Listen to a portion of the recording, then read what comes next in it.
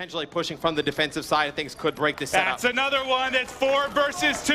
They're able to pick up 1 kill. All of a sudden, 2v2. They're picking him up. It's now 4 down. Panther Gaming has done it. Competitive gaming, a world of mystique that for years has operated seemingly in the shadows. Unknown to many, it attracts thousands of players to partake in intense matches, while millions of viewers watch them play. Unlike most people who see gaming as more of a hobby than a competition and don't take it seriously, to fans of this world, it is affectionately known as eSports. While whether or not this style of competition is considered a sport is still a highly contested debate, one thing is certain: it's quickly gaining popularity around the world. Games like League of Legends, Call of Duty, Counter-Strike Global Offensive, and Dota 2 are the titans of the industry, garnering millions of viewers not just per year, but for each event.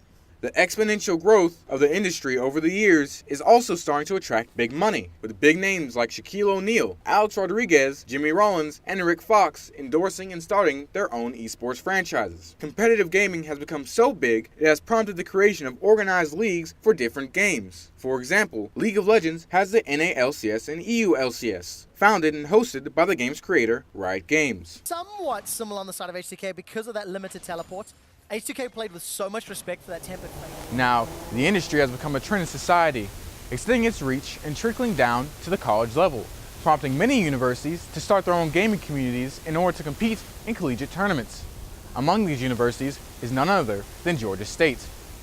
I was able to follow the Georgia State Panther Gaming League of Legends team as they competed in the Game Fest League of Legends tournament hosted by Georgia Tech. Teams from across the region attended the event, including the University of South Carolina, the University of Georgia, and Georgia Southern. The team competed throughout the weekend, making it to the top 8 before being eliminated from the tournament. I had a chance to speak with Andy Jesperson, the captain of the team and future vice president of the Panther Gaming Club, about whether the team met or exceeded the expectations they had set going into the tournament. I would say we met evenly our expectations. We were expecting to make top 8, and the top 8 teams go to Sunday and play.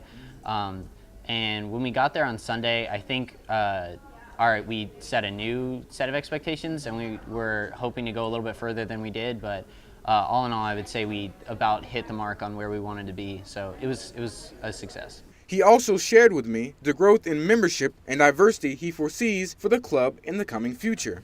Well, I feel that as more and more people come, especially with the load of new freshmen, and if they see that there's already a well-established club, it's going to motivate people to want to go more and maybe bring their own interests and say hey, why don't we have Street Fighter, or why don't do we have any StarCraft players here, or things like that. And so I think that you can only go up from here as long as we maintain this good foundation that we've started to set up for next year. I also spoke with Jordan Davis, the public relations manager of the club, about the challenges he faces playing a major role in the organization.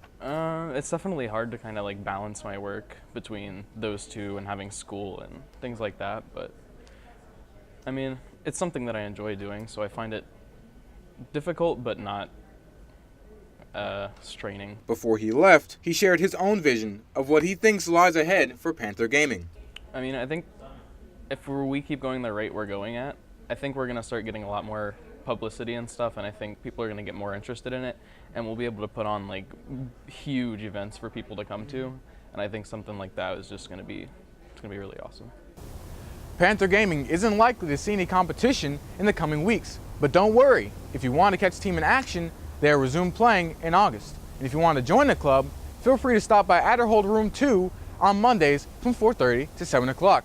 If you want to learn more about the world of esports, check out lolesports.com, or for viewing, twitch.tv.